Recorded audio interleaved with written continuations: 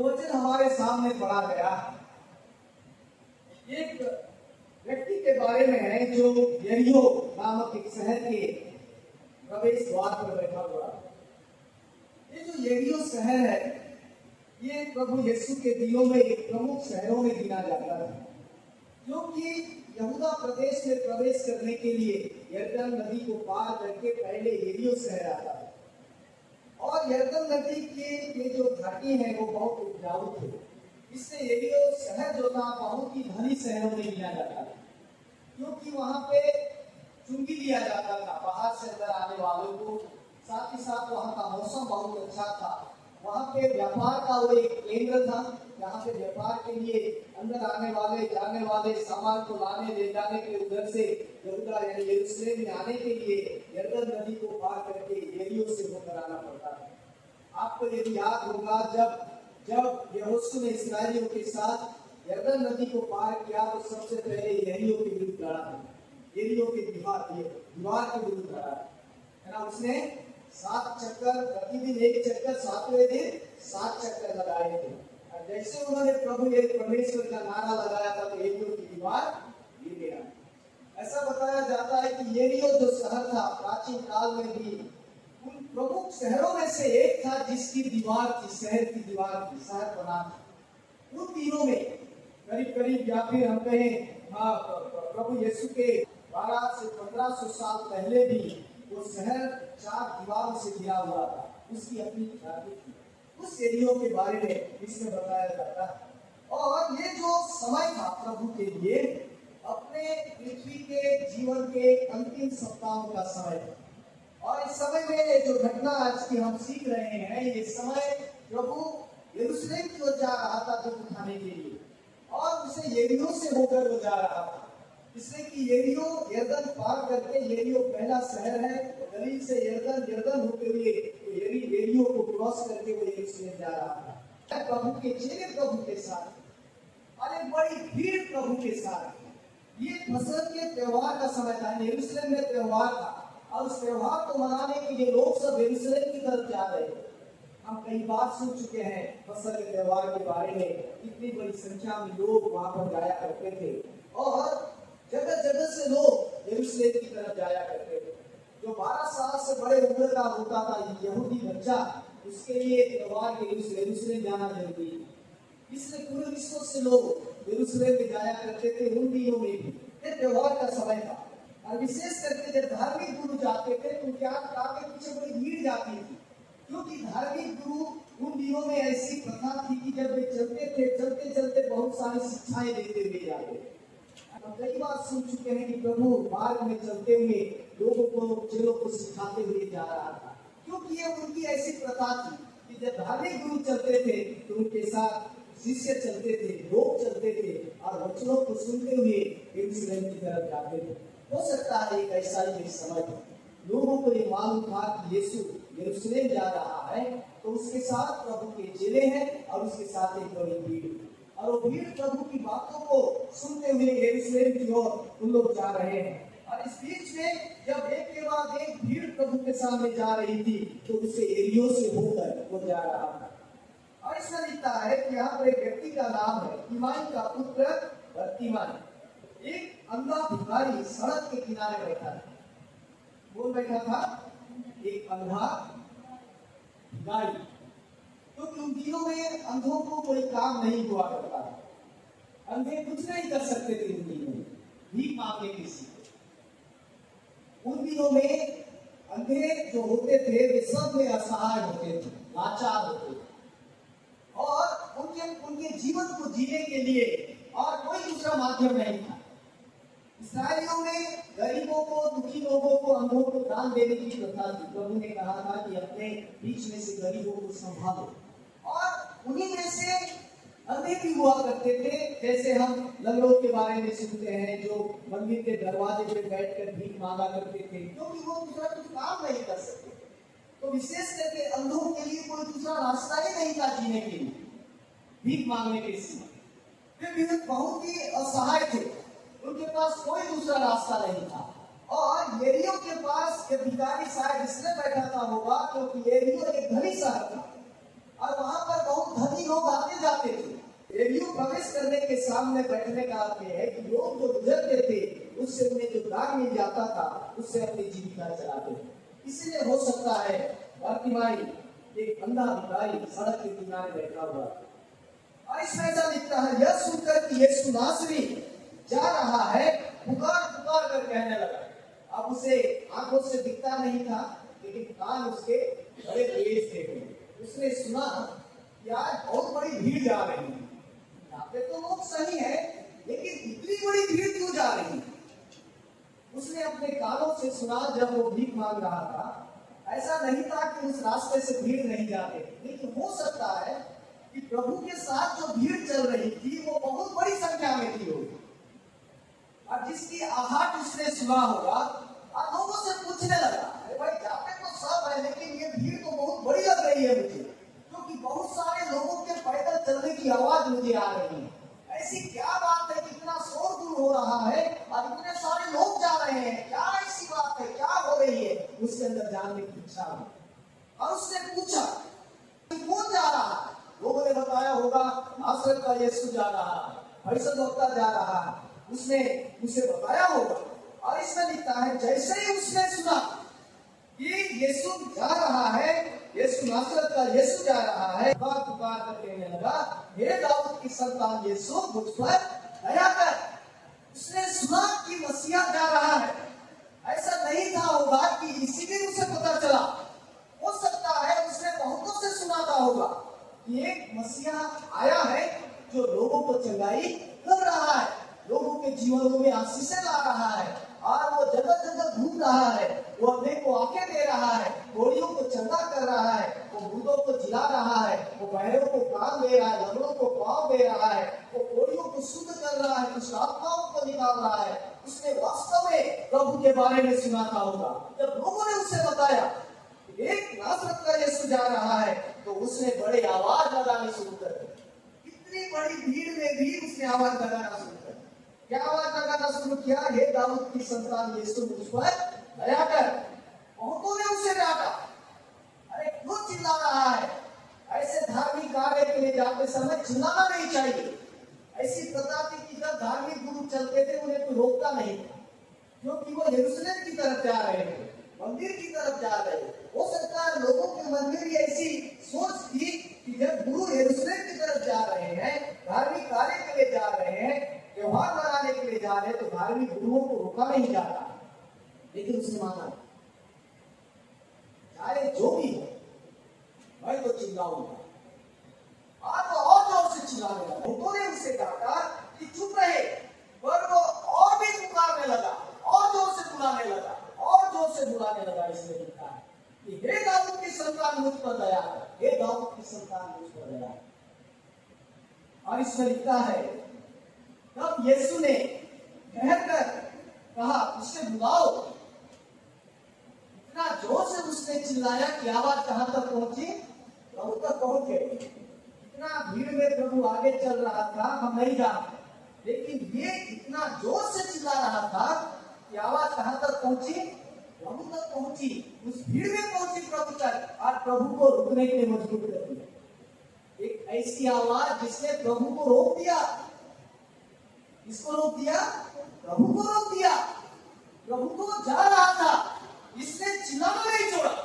लोग बोले चुप कर, वो बोलता है नहीं हो रहा है मुझे तो, और वो चिल्लाता रहा, जोर से चिल्लाता रहा कि हे दाऊद की संतान मुझ पर दया कर, हे प्रभु मुझ पर दया कर, हे प्रभु मेरी सुन ले, हे प्रभु थोड़ी देर रुक जा। उसने बहुत सारी बातें की होगी, और इतना जोर से उसने चिल्लाया और चिल्लाता रहा कि कान तक प्रभु तक पहुंची, और प्रभु को आगे बढ़ने से रोक दिया।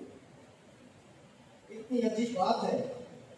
कभी हमने ऐसा प्रार्थना किया है कि प्रभु को रोक दे, हम प्रभु को आपको रुकना पड़ेगा, मेरा सुन के जाओ, मेरा सुने बगैर आप जा नहीं सकते। इस व्यक्ति ने प्रभु से प्रार्थना किया, इसमें लिखा है, क्योंकि उसके पास और कोई दूसरा रास्ता ही नहीं था।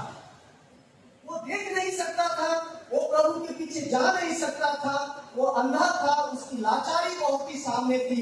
उसके पास और कोई दूसरा रास्ता नहीं था बजाय चिल्लाने। क्या करने के? चिल्लाने। उसके पास कोई दूसरा रास्ता नहीं था। दूसरे तो देख सकते थे, कोई प्रभु के पास जा सकता था, बहरे भी आंखें से देख सकते थे, बीमार व्यक्ति भी प्रभु को देख सकता था, लेकिन एक अंधा के पास कोई दूसरा रास्ता नहीं था। वो करे तो क्या करे, वो करे तो क्या करे, वो प्रभु के पीछे जा नहीं सकता, वो देख नहीं सकता, वो प्रभु को भी देख नहीं सकता। वो लाचार था, सब रीति से उसके पास एक ही रास्ता था कि मैं इतना चिल्लाऊं कि मेरा प्रभु सुनकर रुक जाए। लाचार ये भी उसने उस रास्ते को अपनाया, वो रास्ता प्रभु को आगे बढ़ने से रोक दिया। कभी कभी हम सोचते हैं हम क्या कर सकते, हमको कुछ नहीं मालूम। कभी कभी हम ऐसा सोचते हैं, अरे हमारे पास क्या है, हम प्रभु को नहीं, अरे मेरे से प्रार्थना होगा क्या। कभी कभी हम सोचते हैं हम तो बहुत छोटे लोग हैं, हम क्या कर सकते हैं, कैसे हम इस काम को करें, हमारे पास क्या, हम न पढ़ने जानते हैं, न बाइबल पढ़ सकते हैं, न हम कोई काम कर सकते हैं, ना वो कर सकते हैं। कई प्रकार की लाचारी हम दिखाते हैं प्रभु के साथ, और हम उस लाचारी के कारण पीछे ही रह जाते हैं। बहुत कुछ हम प्रभु के लिए कर सकते हैं, लेकिन हम उस अंधे से भी गए गुजरे बन जाते हैं। उस अंधे से क्या हम देख नहीं सकते, सुन नहीं सकते, पढ़ नहीं सकते, प्रभु के लिए प्रार्थना नहीं कर सकते, क्या हम प्रभु के घर में जा सकते, क्या हम प्रभु के कार्य नहीं कर सकते। हम सोचते हैं कुछ नहीं कर सकते, हम किसी काम के नहीं करते ऐसा। लेकिन इस अंधे से सीखने की जरूरत है। उसके पास कोई दूसरा विकल्प नहीं था, उसके पास एक ही विकल्प था, जितना ज्यादा हो सके चिल्लाए और अपनी आवाज प्रभु तक पहुंचाए, प्रभु को सुनने के लिए मजबूर करे, आगे बढ़ने से रोके, क्योंकि वो जानता था कि मेरी आवाज प्रभु तक पहुंचना जरूरी है, क्योंकि मेरे पास और दूसरा मौका मिलने वाला नहीं है। आज प्रभु न मिला मुझे तो शायद कभी न मिलेगा, आज प्रभु मेरे से हाथ से आगे निकल गया तो शायद प्रभु मुझे दोबारा न मिलेगा। उसने अपनी ताकत लगा दी चिल्लाने में कि प्रभु को सुनने के लिए मजबूर किया, कि प्रभु को रुकना पड़ा। यो अपनी लाचारी पे मत रो, हम जो भी हैं हम बहुत कुछ काम प्रभु के लिए कर सकते हैं। हम अपनी प्रार्थनाएं प्रभु तक पहुंचाने के लिए बहुत कुछ कर सकते हैं। हमारे घुटनों में हम आ सकते हैं, हम अपने आंसुओं में आ सकते हैं, हम उपवासों में आ सकते हैं, हम रात और दिन प्रार्थना में बिता सकते हैं, हम प्रभु को जीवन दे सकते हैं और जीवन का सारा समय दे सकते हैं। हम तो भले चंगे उस अंधे से, हमारे पास बहुत सारी अच्छाइयां हैं हमारे अंदर, फिर भी हमारी प्रार्थनाएं प्रभु को रोकती नहीं। सब कुछ होने के बाद भी हमारी प्रार्थनाएं प्रभु तक पहुंच नहीं रही है। क्यों नहीं पहुंच रही हमारी प्रार्थनाएं? इसका मतलब यह है कि हमारे प्रयासों में ताकत नहीं, हम ऐसा प्रयास नहीं कर रहे हैं जैसे हमें करना चाहिए। यदि हमारी प्रार्थनाएं सुनी नहीं जा रही है, उसका मतलब यह है कि हमारा प्रयास वैसा नहीं है जैसा होना चाहिए। इस अंधे को देखिए, उसके पास कोई दूसरा विकल्प नहीं था, एक ही विकल्प था, चिल्लाना, और वो चिल्लाता रहा, और उसकी आवाज वहां तक पहुंची जहां प्रभु खड़ा था, और प्रभु को उसकी आवाज सुनना पड़ा। प्रभु रुक गया और कहता है इसे बुला लिया। हमारे पास दोनों हाथ है, हमारे पास पाँव है, अच्छा स्वास्थ्य है, हमारे पास समय है, हमारे पास घर है, हमारे पास सारी सुविधाएं हैं, फिर भी हमारे जीवन की आवश्यकताएं पूरी नहीं है, क्योंकि हमारी प्रार्थनाएं असफल हो रही है, हमारे प्रयास कमजोर है।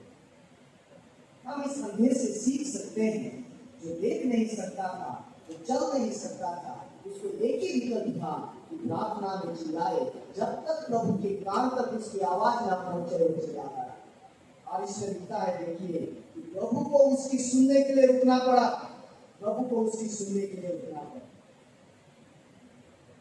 क्योंकि वो जानता था कि उसकी बीमारी से चंगाई यीशु ही दे सकता है। उसने सुना था कि मुझे अंधेपन से अच्छा कोई कर सकता है तो यीशु ही कर सकता है, इसलिए उसने प्रभु से बुलाना नहीं छोड़ा। और इसमें लिखा है कि लोगों ने उसे डांटा, लोगों ने उससे कहा कि तुझे चिल्लाने की जरूरत नहीं, वो चिल्लाता रहा। इसमें लिखा है कि उसने इस बात की जानकारी रखी और वो चिल्लाता रहा कि प्रभु जा रहा है, और उसने अपने आप को अच्छा करने के लिए परमेश्वर को आवाज लगाई। वो अंधा था, वो देखना चाहता था, और वो अपने अंधेपन से क्या होना चाहता था? अच्छा होना चाहता था। वो उस कमी को दूर करना चाहता था और प्रभु के पास से जाना चाहता था। यदि हम जानते हैं कि हमें बुराइयां, हमें ऐसी बातें पाई जाती है जो हमें प्रभु के सामने पहुंचने से रुकावट बन रही है, हम उन बुराइयों को सुधारने के लिए क्या करते हैं? हम उन कमियों को अच्छा करने के लिए क्या करते हैं? हमारे अंदर की कमियां हमें मालूम है। हम में से बहुत सारे लोग हैं, हमें मालूम है कि हमें ऐसी कौन सी बातें हमारे अंदर पाई जाती है जो अच्छी नहीं, जिसमें सुधार की आवश्यकता है, जिन्हें अच्छे करने की आवश्यकता है, लेकिन हम उन बातों पर ध्यान नहीं देते और उन बातों को ध्यान नहीं देते हैं और उन बातों को सुधारने के प्रभु से प्रार्थना नहीं करते। हमको उन चीजों को सुधारना नहीं है, लेकिन हमें ऐसा अपने जीवन को जीते रहना। वो चाहता था तो ऐसा जीवन जी सकता था, उसे रोजी रोटी मिल रही थी, वो खा रहा था, लोग दान दे रहे थे, उसका जीवन सुख से चल रहा था, लेकिन वो अपनी उस कमी को हटाना चाहता था और इसलिए प्रभु से वो आवाज लगाता। प्रियो, हो सकता है आज हमारे अंदर भी ऐसी बहुत सारी कमियां, उन कमियों के साथ हम जी रहे हैं, उन कमियों को हम दूर न करने का हम नहीं करना चाहते हो और हम जी रहे हैं, लेकिन हमारी प्रार्थना प्रभु से इस बात को लेकर होनी चाहिए कि प्रभु हमारी कमियों को दूर करे। वो चाहता था, देखना चाहता था, उसकी कमी थी उसके अंदर। इसमें लिखता है, देखिए कि उसने लोगों की बातों को कोई ध्यान नहीं दिया और उसकी चिल्लाहट उसने प्रभु तक पहुंचाई। इसमें लिखता है कि प्रभु ने उसकी पुकार को सुना और कहा कि उसे बुलाओ, और लोगों ने उस अंधे को बुलाकर उससे कहा, ढाढ़स बांध, उठ, तुझे बुलाता है। अरे तू निराश मत, तो चल।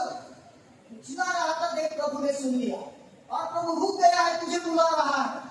लोगों ने उससे कहा कि प्रभु ने तेरी आवाज को सुन लिया है, प्रभु तुझे बुला रहा है, चल प्रभु तुझे बुला रहा है। तो क्या होता है आगे देखिए, जब लोगों ने उसको बताया कि प्रभु तुझे बुला रहा है, उसने क्या किया? वह अपना कपड़ा फेंक कर शीघ्र उठ गया। क्या किया उसने? जो भी भीख मांगने का कपड़ा उपड़ा जो भी उसके पास था, उसने सबको फेंक मार दिया।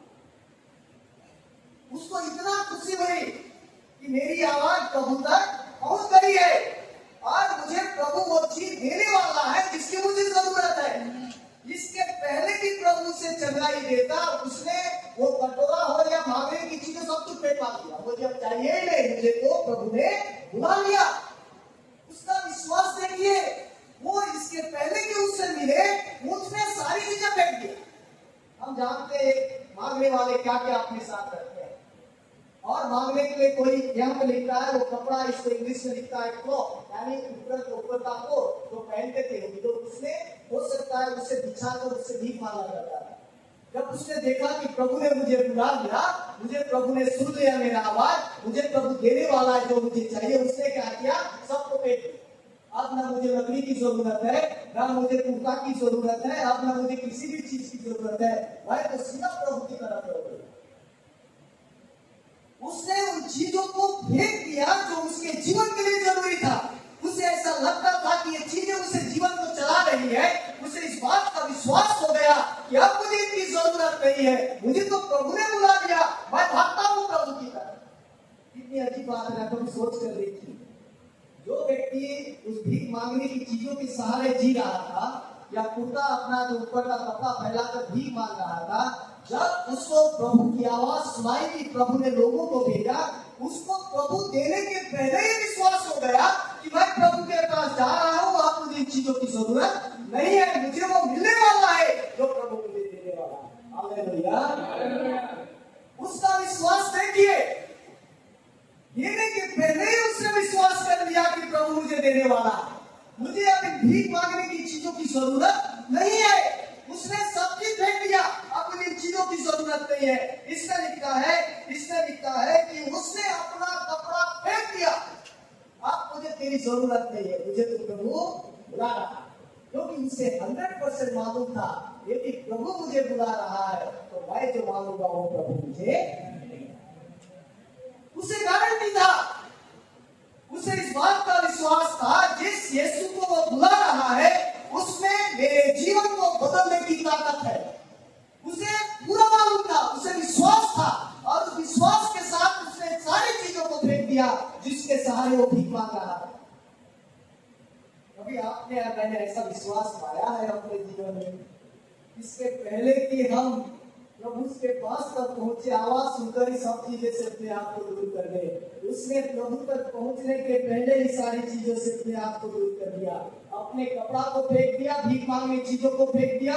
उसे विश्वास हो गया था कि मैं जा रहा हूं, प्रभु मुझे लेने वाला। इससे लिखता है देखिए, इससे लिखता है देखिए, तब यीशु ने कहा उसे बुलाओ, और लोगों ने उस अंधे को बुलाकर उससे कहा ढांढस बांध, उठ, वो तुझे बुलाता है। वो अपना कपड़ा फेंक कर सीधे उठा और यीशु के पास आया। इस पर यीशु ने उससे कहा तू क्या चाहता है, इतना मुझे बुला रहा है, तू क्या चाहता है, तेरा विश्वास क्या है, तू क्या चाहता है। इस पर प्रभु ने उससे कहा तू क्या चाहता है कि मैं तेरे लिए करूं। क्या आपको मुझको ऐसा लगता है कि प्रभु को मालूम नहीं था कि बनता है? प्रभु को मालूम। जब हम उसके पास आया प्रभु ने देखा कि ये तो अंधा है, प्रभु को मालूम था, फिर भी प्रभु उसके अंदर का उस विश्वास को पूछना चाह रहा था कि तेरी इच्छा क्या, तेरा विश्वास क्या है मुझे बता।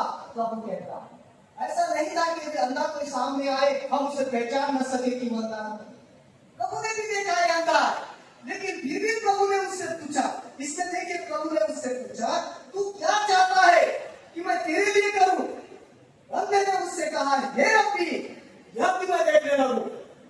हे प्रभु, मैं केवल देखना चाहता हूं और आपसे मैं विनती करता हूं कि मुझे वापस देखने की समर्थ दे।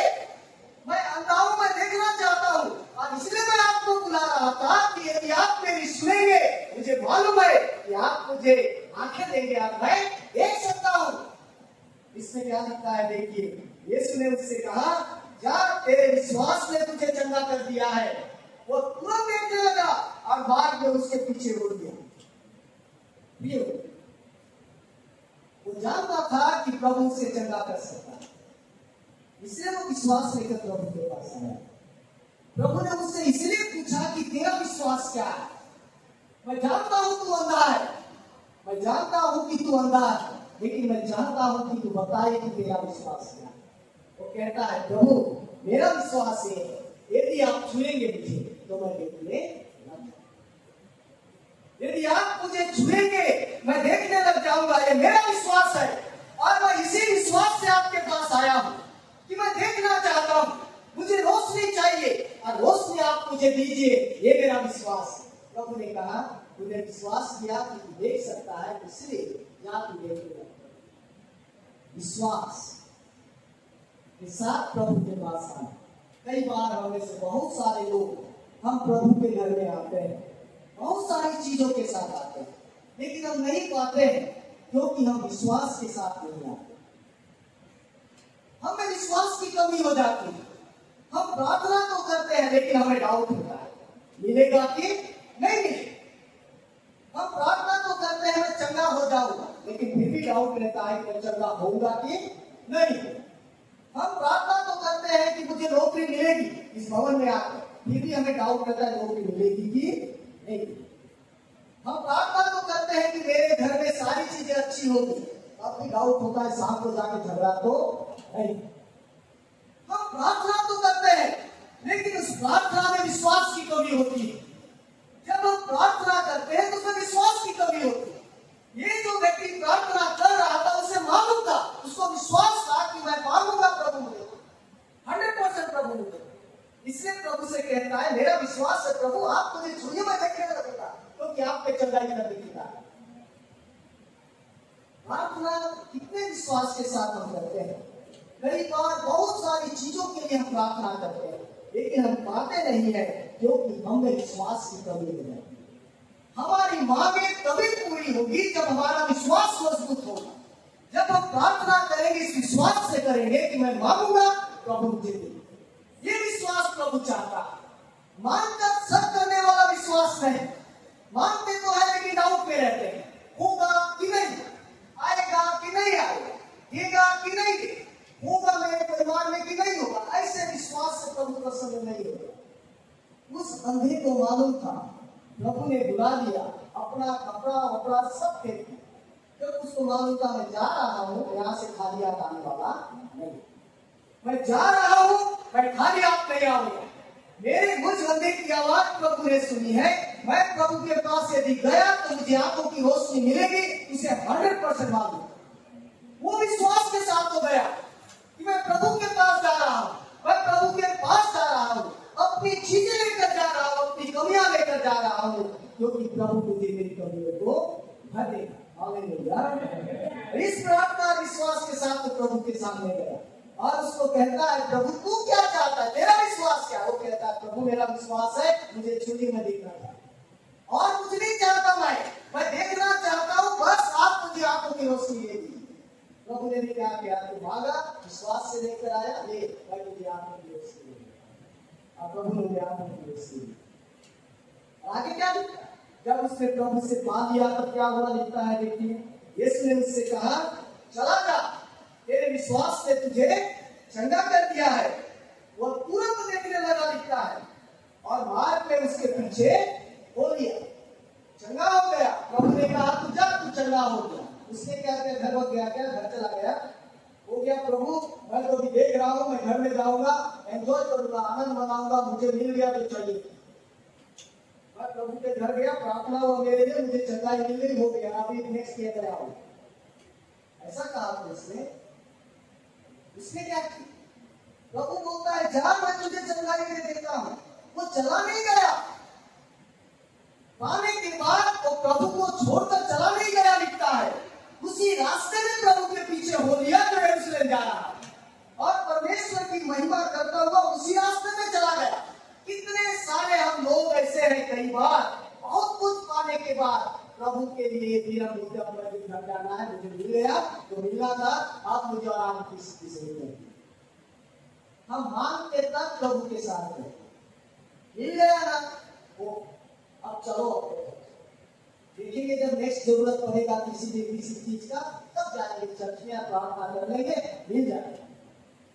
इस मनुष्य को देखिए जो अपने घर भी जाना पसंद नहीं, तब उसने क्या किया, प्रभु के पीछे उसी रास्ते पे चलने लगा जिस रास्ते में प्रभु जा रहा था। वो अपने घर नहीं गया, अपनी जरूरतों को पूरा करने के लिए नहीं गया, अपने सगा संबंधी को खुशी मनाने के लिए नहीं गया, उसने उसी रास्ते को पकड़ लिया जिस रास्ते में प्रभु चल रहा था। वो उसके पीछे पीछे चलने लगा, ऐसा लिखता है। प्रभु ने कहा, चला जा, तेरे विश्वास ने तुझे चंगा कर दिया है, वो में your faith has made you well. प्रभु कहता है, चला जा, तेरे विश्वास ने तुझे नहीं। लोग कहता है, प्रभु मैं जाने वाला नहीं, मैं जाने के लिए आपके पास नहीं आया। तो क्या कहता है, मैं यहाँ से घर जाने के लिए आपके पास नहीं आया हूँ, मैं यहाँ से आपके पीछे चलने के लिए आया हूँ, आपके साथ चलने के लिए आया हूँ, आपके साथ जाने के लिए आया हूँ, अपने घर जाने के लिए नहीं आया हूँ। वो कहता है, आने के बाद हमारा प्रेम प्रभु के लिए कैसा रहता है? जब तक नहीं मिलता है तब तक प्रभु प्रभु, जिस दिन मिल गया उस दिन कभी कभी प्रभु प्रभु, याद आया तो प्रभु, नहीं याद आया तो नहीं।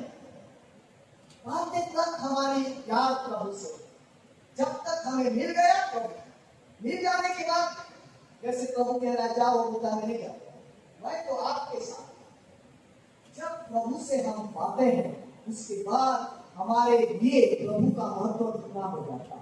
क्या हम उसके साथ आगे बढ़ना चाहते हैं या फिर वहां से प्रभु आपने मुझे दे दिया मैं घर जा। बहुत सारे लोग घर चले गए, जिन्हें प्रभु ने दिया वो घर चले गए, क्या तेरे विश्वास ने चंगा किया वो चला गया, लेकिन इसने कहा मैं जाऊंगा नहीं, मैं तो आपके पीछे जाऊं, अब मैं आपके साथ जाऊंगा। तब तक अंधा था, मैं आपके बारे में सुन रहा था, आज मैं देख रहा हूं, अब मैं आपके साथ चलूंगा, आपके पीछे ही चलूंगा, मैं आपको छोड़कर जाऊंगा।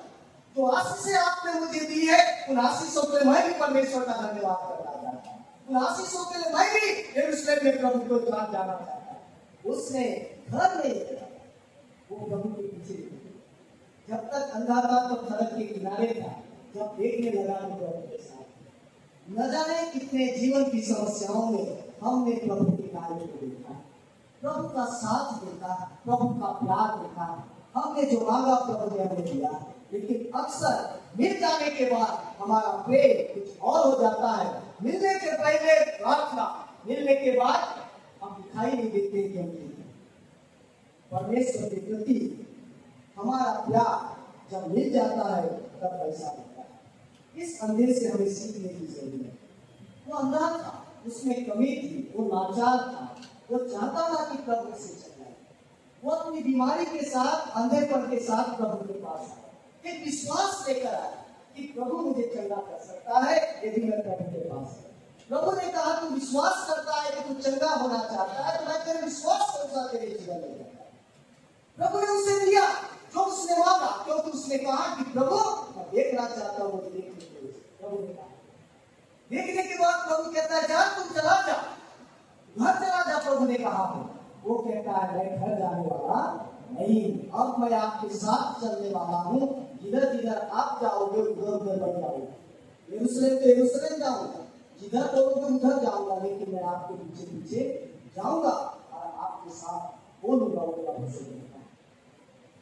प्रियो, यदि हम विश्वास से मांगते हैं और उसमें यदि हम संदेह नहीं करते हैं तो वचन कहता है कि विश्वास कर, संदेह ना कर। जो तूने मांगा, तेरा विश्वास यदि पक्का है तुझे मिलेगा भी 100%। लेकिन यदि हम कमजोर है तो शायद हमें नहीं मिलेगा, क्योंकि परमेश्वर के वचन में ऐसा ही लिखा है। यदि आप याकूब 1 उसके 5 से 8 पद को पढ़ेंगे तो इसमें इन्हीं बातों का वर्णन है। याकूब 1 और उसका 5 से 8 पद, इसमें लिखा कर विश्वास से मांगो और कुछ संदेह न करे, क्योंकि संदेह करने वाला समुद्र की लहर के समान है। इसमें लिखा विश्वास से मांगे, कुछ संदेह न करे, क्योंकि संदेह करने वाला समुद्र की लहर के समान है, जो हवा से बहती और उछलती है। इसमें लिखा जो हवा से बहती और उछलती है। ऐसा मनुष्य यह न समझे कि मुझे प्रभु से कुछ मिलेगा। वो रुचिता है और अपनी सारी बातों में चंचल। यदि हमें विश्वास नहीं है कि हम जो मांगते हैं हमें मिलेगा, तो उस मांगने का कोई अर्थ नहीं। प्रभु कहता है मांग और विश्वास कर कि मैंने जो मांगा है मेरी जरूरत प्रभु मुझे दे। उस अंधे को यह विश्वास था मैं मांगूंगा प्रभु मुझे। वो चिल्लाता रहा प्रभु, तो उसे मालूम था कि यीशु मुझे चिल्लाई एक आंखों की ओस दे। इससे विश्वास करे तो संदेह न करे। मत्ती उसका 21-22 पद में लिखा है कि जो कुछ तुम प्रार्थना विश्वास से मांगोगे वो सब तुमको मिलेगा। विश्वास से मांगोगे तो सब प्रभु तुमको देगा, ऐसा लिखा है।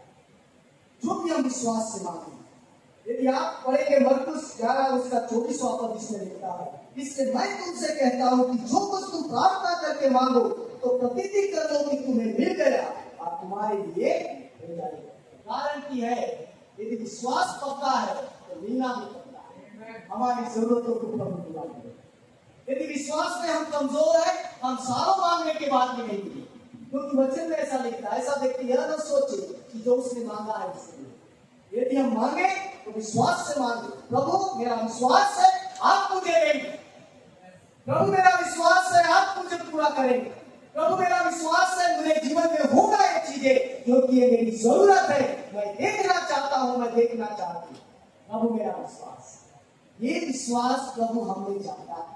विश्वास की ताकत हमें वो हर चीज दे सकती है जो हमारी जरूरत है। इससे प्रभु ने कहा विश्वास करने वाले के लिए सब कुछ। उस अंधे का विश्वास प्रभु ने दिया, ये जानता है कि इससे मैं चंगा कर सकता हूं, क्योंकि इसका विश्वास है। प्रभु कहता है मेरा विश्वास तेरे भी आशीष का कारण है। आइए हम अपने आप को बंद करें, हम प्रार्थना करें।